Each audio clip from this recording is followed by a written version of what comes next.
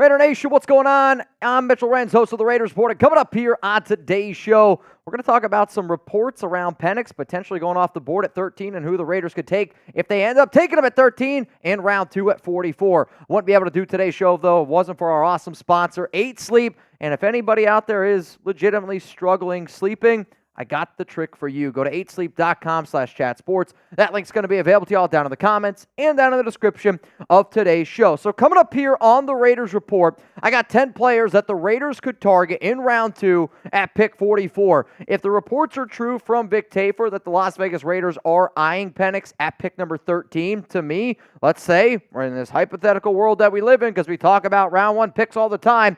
Raiders go Penix at 13, then what could the silver and black do following that round? If you haven't seen the report from Tafur, here's what it is. It was in a mock draft that he ended up doing. The whispers are getting louder that the Raiders just might take Washington quarterback Michael Penix Jr. here. Penix's stock has risen since he had clean medicals at the NFL Scouting Combine. He has the best deep ball in the draft, but in our book, is still a bit of a project mechanically to be taken this high. It's bad value. So what I thought I would do here is in the grand scheme of an offseason, we talk about pick 13, we talk about the first-round pick over and over and over again. Well, let's talk about round 2 here a little bit more. We got pick 44 on the clock, and this entire segment is based on the idea of the Raiders just took Michael Penix Jr. at 13.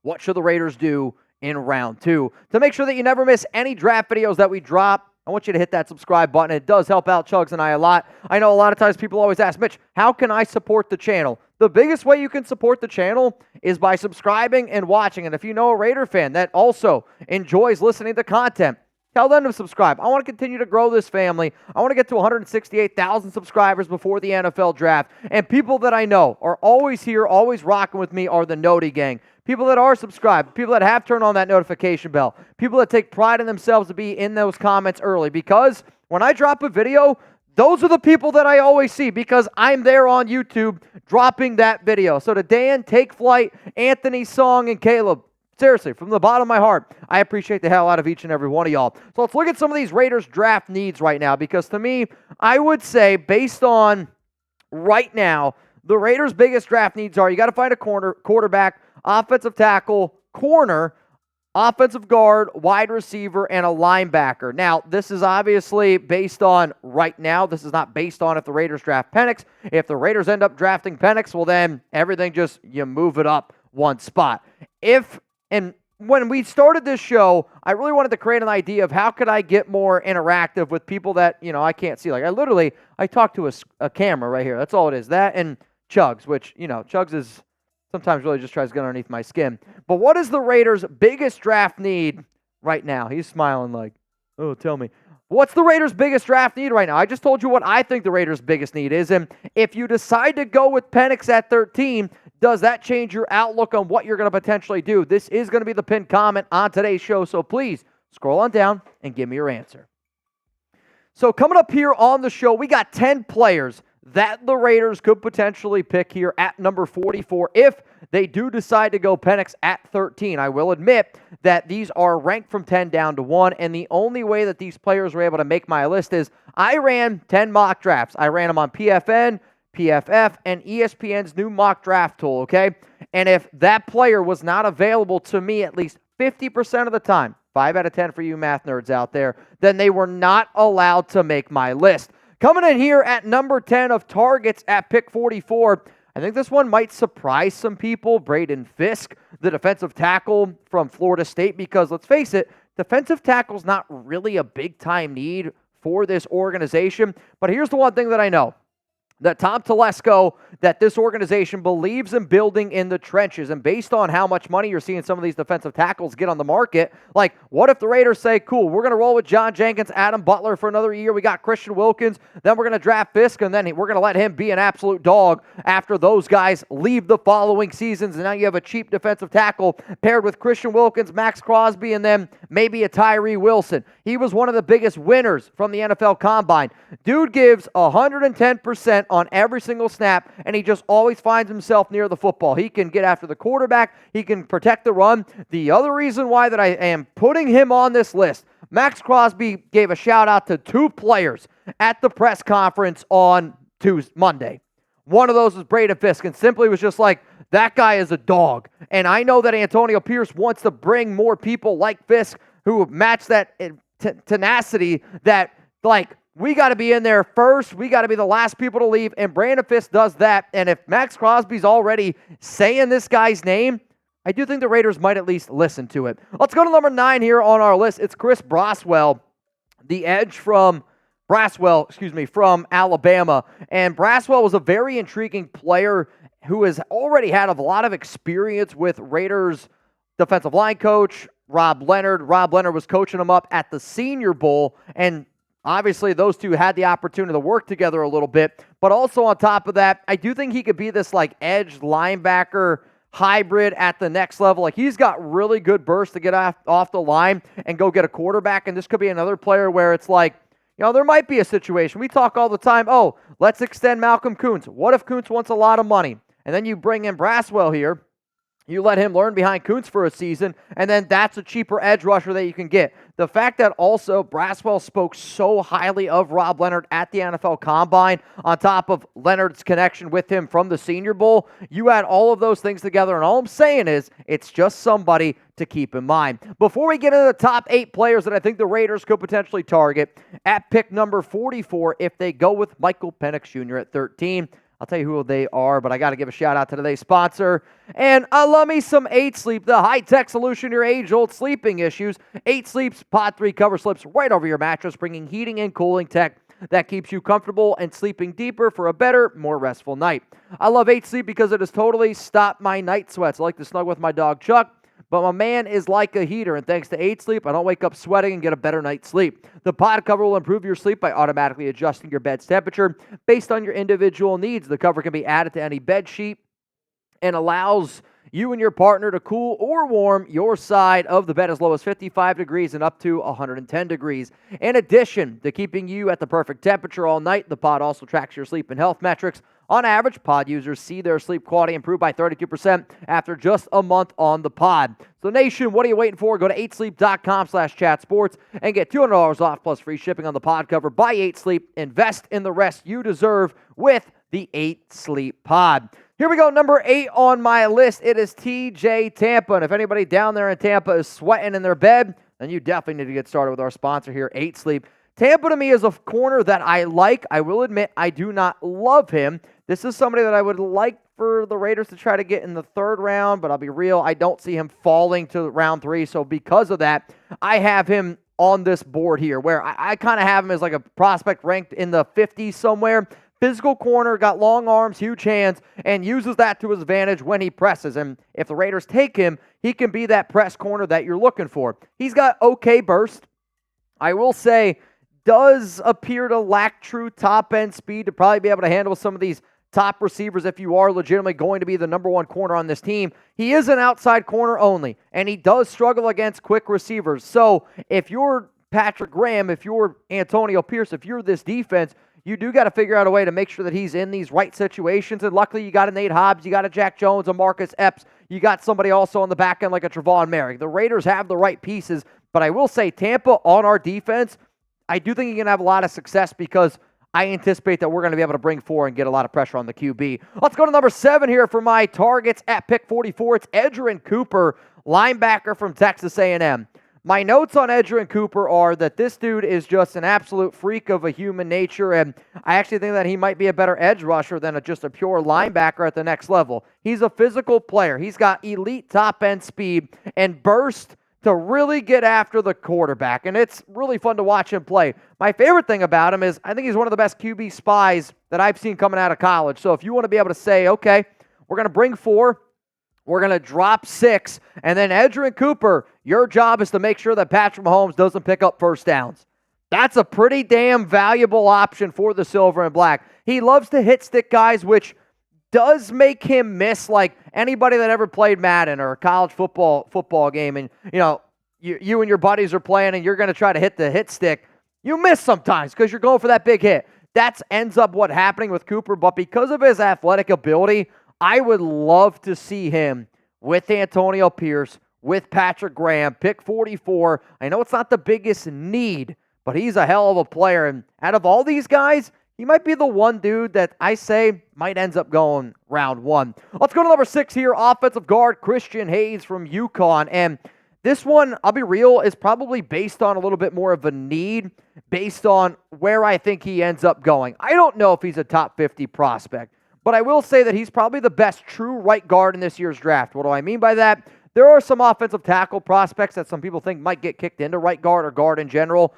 Haynes is a right guard to me. Like that's where he's going to play. He's going to be a guard. There's nothing else besides that. This could also help keep Parham on the left side is what that's supposed to say, so that's on me. So if you end up having Haynes here at right guard, you can keep Parham over there on the left side, and then you have Cody Whitehair, who can just be that extra little bit of depth piece on your O-line. He's a 4-year starter. He's a team captain, plays with a lot of intelligence. Like, he's not the smartest dude out there, but like if you like Parham, where you're like, all right, this guy's a really intelligent blocker, that's what Haynes also brings to the table here. And then if you're able to add him on that right side of your offensive line, that probably means that you're going to end up keeping Thayer Munford as right tackle. So you just end up protecting Penix's blind side just a little bit better. So here's my next question. You tell me, if the Raiders draft Penix at 13, which prospect should they target at pick 44? I've already gone through 5 names. Obviously, the next 5 names are the names that I would really be hoping that Pierce and Telesco figure out a way to get it done.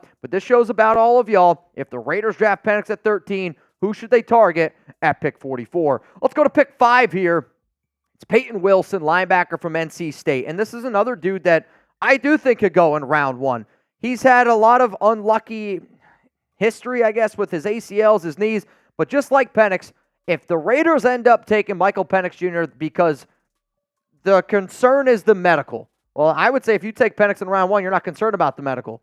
Same thing here. I'm not concerned about the medical with Peyton Willis because he is the best athlete in this year's class. To me, his versatility makes him the perfect linebacker in a Patrick Graham defense. Like, if it wasn't for that injury history, he would be an absolute lock as a top 50 pick. And what's funny is there were some people who thought that, oh, he might not go top 50.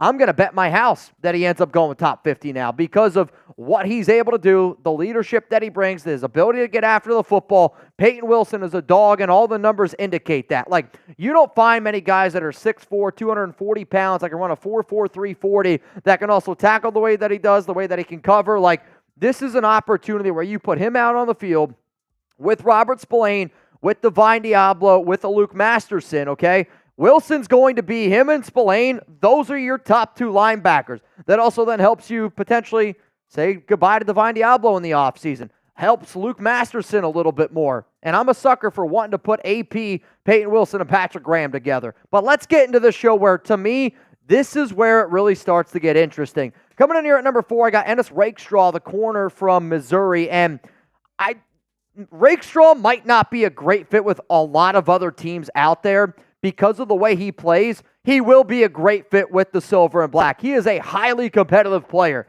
and he's got a lot of toughness. Like, what AP is looking for, he wants that fire. He wants that player that he can look across and just get motivated from. Rakestraw is going to be somebody that motivates you. He is a press man corner, and he's got excellent body control. When you're going up against Rakestraw, you're going to feel him, right?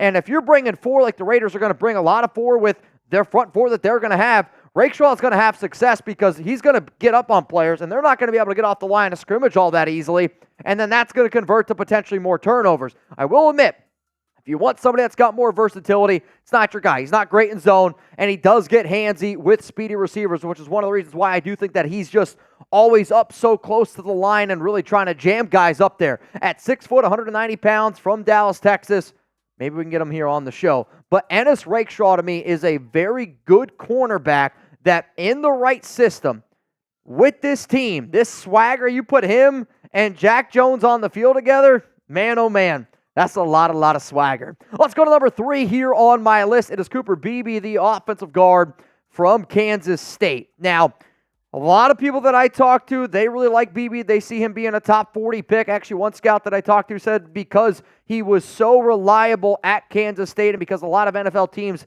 think that Kansas State offensive linemen are very pro-ready, that he could potentially be a round 1 pick. He's got experience. He's got that, I'm going to use the word girth because Dude is just a thick human being. He's got drive blocking talent, which I think is going to make him a long-time starter here at the next level. Does have short arms, which is why I see him as a guard, and that might end up hurting him against certain pass rushers, but he's a day one starter at left guard.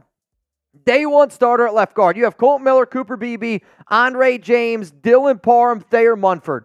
That is a really, really fun and intriguing offensive line to me that, yeah, you still got Munford protecting his right side there at tackle, and I'll always say, like, if you do end up taking Penix, if I'm Colton Miller, I go, I'll play right tackle. You can let Thayer go over on the left side. Like, if I'm Colton, that gives me an opportunity to show a whole other thing to my bag when I'm also trying to get an extra contract extension coming up here a little bit. So Cooper Beebe at number 3. Let's go to number 2 here, though, on my list. And what's interesting about offensive tackle prospects in this year's draft, there's a lot of guys that I like in round 1. Where the Raiders are picking at 44, there's a lot of other, like, left tackles. And Kingsley Suamataia, I think is how you pronounce it, something like that, from BYU. We've heard a lot of different pronunciations. He did play left tackle. However, he also played right tackle in 2022. So when he played right tackle in 2022, I actually thought that his tape looked better. He didn't allow a single sack in 2022 in 687 snaps. He's got good size, solid play strength, sloppy hands, could hurt him against speedy edge rushers. But, like, again, if you're talking about the fact that you took Penix here, right, and the fact that you ended up taking Penix, like, I do think it's important that you then try to find that right side of your offensive line. And if you end up drafting here Kingsley, then you have Dylan Parham at right guard. I think then that gives you the ability to put Thayer Munford at left guard next to Colton Miller. He's 6'6", he's 325 pounds. I do think that this would be a solid pick for the Silver and Black based on round 44, pick 44. If it's round 44, man, the NFL draft, Chugs and I, we're going to be live for a long time. But let's go to number 1 here. And this one, I almost didn't put in the show because I know what I said about 50% of the time.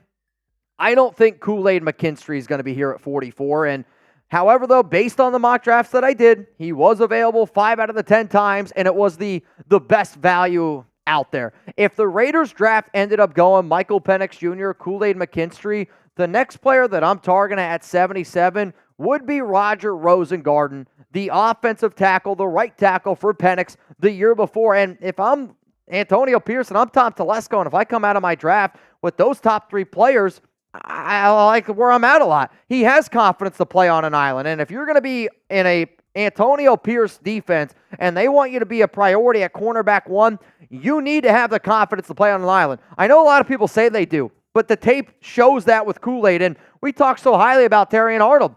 Kool-Aid McKinstry, I'm telling you, at Alabama's Pro Day was unbelievably impressive. His acceleration, great. You could also put him back there to return punts. I'll admit, if you draft a corner to be potentially your number 1 guy, maybe you don't want to put him back there. Maybe let a guy like Trey Tucker continue to do his thing. Extremely intelligent player, and he's always going to be ready for game day. Like, this is going to be somebody that they're going to show up early with the Max Crosbys. They're going to leave late. Like, I want dudes that love football. And Antonio Pierce spoke on Monday, and one of the things he kept saying was like, if you don't want to be here, like if you're not happy to be here, then shame on you. Shame on you. You're not going to have to worry about that with Kool-Aid because this guy is a dog like we want here in the Silver and Black. Let's play a fun little game, though, because these are all different positions out there. If you could pick one to draft at 44, if Penix was the pick at 13, who would you go with? Would you go with Kool-Aid, type KM? Would you go with Kingsley, type KS? Cooper Beebe, give me a CB. Or would you go with Peyton Wilson, type PW? Now, these were my top 4 players that I put here on this show, and you can go in a lot of different directions. You go the corner from Bama. You can go the offensive tackle from BYU. You can go the offensive guard from Kansas State. You can go with the linebacker from NC State. There's a lot of good depth here in this draft, and based on a lot of the picks that you guys are saying, I'm seeing a lot of KMs for Kool-Aid McKinstry. Bottom line is, if you don't know, Chugs and I, we are going to be live for the entire NFL draft. Make sure you subscribe. Make sure you got those notifications turned on because we are going to be having a lot of fun. If you also made it this far in the video and you want to share my top 10 prospects that the Raiders should target at pick 44 if they pick Michael Penix Jr. at 13, always remember I'm on IG and I am on Twitter at MitchellRens365. The only way that this show continues to grow is with the support of the nation. So if you know people out there that enjoy Raiders content, that listen to podcasts, that just honestly like to talk about chicken and waffles and eggs Benedict, guess what? Chugs and I, we love to do all that stuff. Hit that subscribe button. Tell them to join the fam.